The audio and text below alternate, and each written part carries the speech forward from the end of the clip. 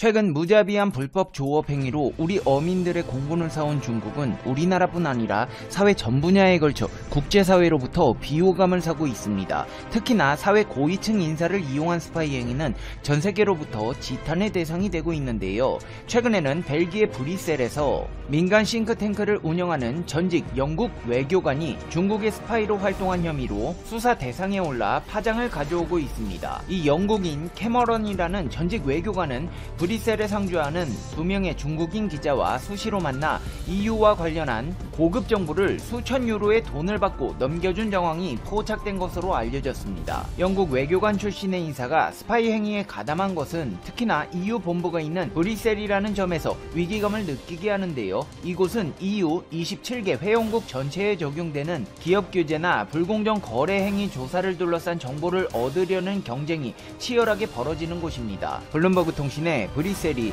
스파이 소굴이 되어가고 있다는 기사를 보면 이미 유럽의 심장부인 벨기에 브뤼셀에서 활동하고 있는 러시아와 중국의 첩보 요원은 450명에 달한다고 하는데요. 이는 냉전 시기보다도 많은 수준이라고 했습니다. 중국 스파이들이 유럽, 특히 브뤼셀에 몰려드는 이유는 브뤼셀을 통해 유럽 국가는 물론 미국까지 다다를 수 있기 때문입니다. 브뤼셀에는 EU와 나토 본부 등 주요 국제기구가 모여 있습니다. 때문에 EU 외 다른 많은 국가들도 외교 및 경제 관련 국제협상을 진행하기 위해 브뤼셀을 방문해야 합니다. 영국 국적인 캐머런은 외교관 신분으로 EU 집행위원회에서 근무한 뒤 2005년 퇴직해 브뤼셀에 정착했습니다. 유럽과 아시아 관계를 주제로 다양한 친중 활동을 벌여온 캐머런은 EU 아시아 센터를 운영하면서 중국 정부로부터 자금을 지원받은 것으로 알려졌습니다. 유럽에서 중국의 이미지는 이보다 안 좋을 수 없을 정도로 최악입니다. 지난 9월 중국과 유럽 연합 정상들이 가진 화상 정상회의에서는 시진핑 주석이 3대1로 공격당하는 상황까지 벌어지기도 했는데요. 샤를 미셸 EU 정상회의, 폰데어 라이엔 EU 집행위원장, EU 순회 의장국인 독일의 앙겔라 메르켈 총리 등이 참여한 자리에서 참가자들은 중국에 대한 공격을 멈추지 않았습니다. 비공개 회의가 끝나고 일부 공개된 발언에는 상대에 대한 압박과 경고의 메시지가 담겼는데요. 미셸 상임의장은 회의 후 열린 기자회견에서 유럽은 무역 상대국이지 무역을 벌일 놀이터가 아니다. 우리는 더 많은 공정성을 원한다고 했습니다. 투자 무역에서 중국이 공정한 정책을 펴지 않는다는 불만을 표시한 것입니다. 게다가 메르켈 총리는 중국이 시장 개방을 뜻하는 투자 협정을 정말 원하는지 분명히 밝히라며 시 주석을 압박했습니다. 중국의 인권 문제도 제기되었는데요. 미셸 상임의장은 시 주석에게 홍콩 주민의 안전, 중국 신장이나 티베트 소수 민족 대우에 대한 우려를 거듭 제기했습니다. 이를 보고만 있던 시 주석도 이례적으로 강한 반발성 성명을 발표했는데요. 시진핑 주석은 니들은 왜 나만 갖고 그래? 요즘 중국에 대한 압박이 장난 아닌데 5G, 외국 투자 심사, 정부 조달, 경쟁 정책에서 EU의 방향을 자세히 지켜보고 있다. 유럽의 화웨이 배제나 중국 기업에 대한 투자 제한 움직임에 대해서도 우려를 표하며 경고장을 날렸습니다. 까놓고 말해 멱살만 안 잡았지 서로 악감정을 숨기지 않고 살벌한 말싸움을 이어가고 있다는 것입니다. 상황이 이런 가운데 유럽과 중국의 갈등은 말싸움만으로 끝나지 않았습니다. 그 시발점은 영국이 될 것으로 보이는데요. 영국 정부는 내년 9월부터 중국 화웨이의 5G 이동통신 장비 신규 설치를 금지하기로 했습니다. 이는 트럼프가 재선에 실패하더라도 진행될 것이라고 밝혀 중국과 영국의 갈등이 심화되고 있습니다. 앞서 영국은 오는 2017년까지 화웨이를 비롯해 고위험 사업자의 5G 통신 장비를 네트워크에서 제거하기로 한 바 있는데요. 화웨이는 이 같은 조치가 도널드 트럼프 미국 대통령의 정치적 압박에 의한 것이라고 보고 영국 정부의 결정 재고를 촉구했습니다.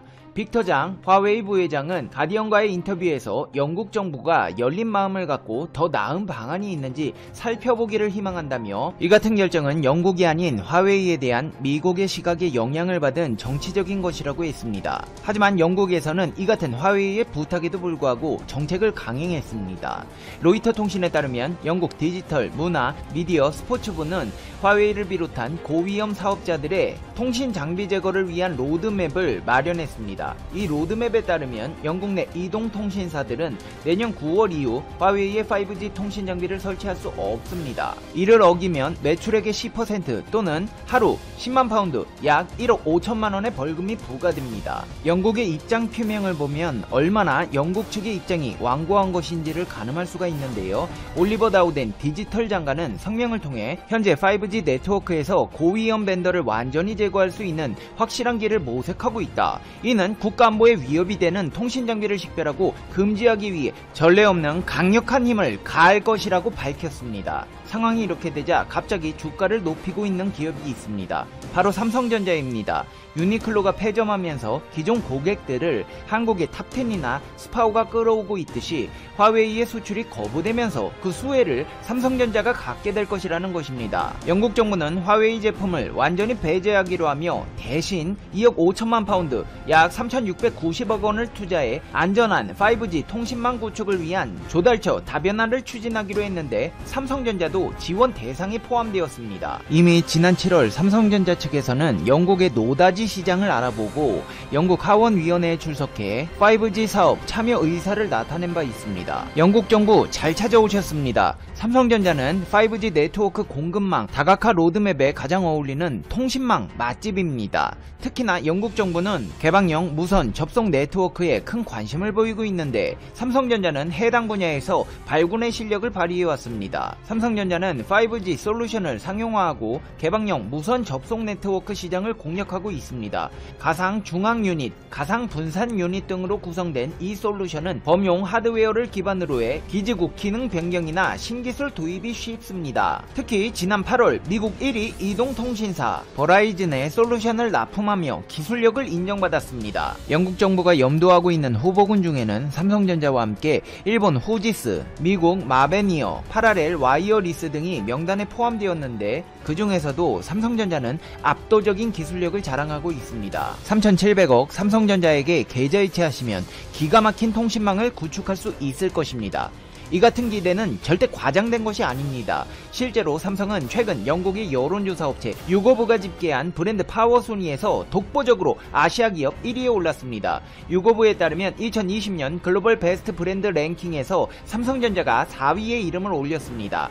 1위는 구글이었고 2위와 3위는 각각 왓츠앱과 유튜브가 차지했습니다. 삼성전자는 유거브의 조사에서 4년째 탑4 자리를 지키고 있습니다. 2018년엔 3위, 2017년과 2019년, 20년엔 4위를 기록했습니다. 영국 현지에서도 브랜드 이미지 좋아, 기술력 좋아, 매출도 좋아, 영국 정부가 삼성전자를 선택하지 않아야 할 이유를 찾아보기 어려울 정도로 삼성은 화웨이의 빈자리를 채울 최적의 기업으로 손꼽히고 있습니다. 한편 미국에서도 화웨이 때리기에 나섰습니다. 미국에서는 영국보다 강한 조치를 취하기로 했는데요. 미국 의회가 2021 회계연도 국방수권법 합의안에 화웨이 등 중국 업체의 5G 기술을 사용하는 국가에서 병력과 주요 군사장비 배치를 제고하도록 하는 내용의 새 조항을 포함한 것입니다. 한마디로 화웨이 쓰는 국가들에서는 미군을 철수시키겠다는 것입니다. 여기서 한국 정부의 고심도 깊어지는데요. LG U+ 등 주요 통신사에서 화웨이의 통신장비가 쓰이는 만큼 한국도 영향을 받을 수 있다는 분석입니다. 우리 국방부는 미 의회의 국방수권법 입법 동향과 관련해 미 국방당국으로부터 현 주한미군 전력에 영향을 줄 것이라는 입장을 통보받은 바 없다고 밝혔지만 사우스차이나 모닝포스트 등의 언론에서는 이 법이 통과되면 한국과 같은 미국의 동맹국이 어려운 선택을 해야 할 수도 있다. 한국은 미국과의 안보관계와 중국과의 무역 동반자 관계 사이에 끼어있는 자신을 발견하게 될 것이라고 지적했습니다. 국제사회에서 밀려나고 있는 화웨이, 그 사이를 비집고 들어가고 있는 삼성, 중국과 미국의 사이에서 고심이 깊어지는 대한민국의 상황에 대해 자세히 알아봤습니다. 이제 페페TV의 결론입니다. Conclusion. 페페TV. 우리가 일본 불매운 여러분 제319 방공관제 대대라고 들어보신 적 있으신가요? 방공관제 대대는 울릉도, 말잔 등 정상에 건설된 레이더 기지를 운용하는 공군 방공관제사령부의 예하부대 중의 하나입니다. 파견된 해병대원을 포함해 해군의 제118 조기경보전대와 함께 울릉도에 주둔하는 부대에 해당합니다. 2002년부터 울릉도 레이더 기지에 고정식 AN-FPS 117 E1 레이더를 도입하여 운용하고 있으며 독도 방어 훈련에도 지원합니다. 울릉도는 그 자체만으로도 동해를 지키는 우리의 국토지만 또 2004년부터 장거리 대공수색 레이더가 설치됨으로써 명실상부하게 우리나라 동해를 지키는 천병 역할을 수행하고 있습니다. 여기서 쓰이는 레이더는 미국의 록히드 마틴에서 제작했으며 최대 탐지 고도는 약 30km, 탐지 거리는 최대 약 460km입니다. 실제로 이 울릉도 레이더 기지에서 우리의 방공구역에 들어오려는 일본기를 사전 탐지하여 경고함으로써 되돌려보낸 사례가 있습니다. 울릉도에 이 레이더가 설치되기 전엔 태백산에 설치된 대공 레이더로만 감시했는데요. 태백산에선 동해를 커버하기에 역부족이었습니다. 현재 우리나라는 울릉도 레이더 기지 덕분에 조기 경보기 없이도 동해상과 일본 열도의 군사적 움직임을 파악할 수 있습니다. 레이더 기지는 24시간 운용이 가능하기 때문에 감시 시간이 한정적인 조기 경보기에 비해 쓰임새가 훌륭한데요. 이런 레이더 기지를 독도에 배치하게 된다면 어떻게 될까요? 실제로 최근 독도의 레이더 기지, 더 나아가 미사일 기지를 배치하자는 주장들이 힘을 얻고 있다는데요. 자세히 알아보겠습니다. 팩트TV 팩트체크. 일본의 신임 총리 스가 요시히데는 아베 신조 전 총리와 마찬가지로 독도가 일본 땅이라는 주장을 하고 있습니다. 심지어 작년만 해도 일본 중의원 마루야마 호다카는 트위터에 글을 올려 우리 국회의원들의 독도 방문과 관련해 다케시마도 정말로 협상으로 돌아오는 것이므니까 전쟁으로 되찾을 수밖에 없는 것 아니므니까 경상북도 울릉군 독도를 전쟁으로 탈취해야 하머니다 라는 망언을 썼습니다. 이후에도 한반도 유사시를 포함해서 일본 자위대가 출동해 불법 점거자를 내쫓아야 한다는 골자의 글을 쓰기도 했는데요. 마루야마가 언급한 불법 점거자라는 것은 독도에 거주하고 있는 우리 국민을 포함하고 있습니다. 여차해서 무슨 일 생기면 독도를 잽싸게 차지하겠다는 것입니다.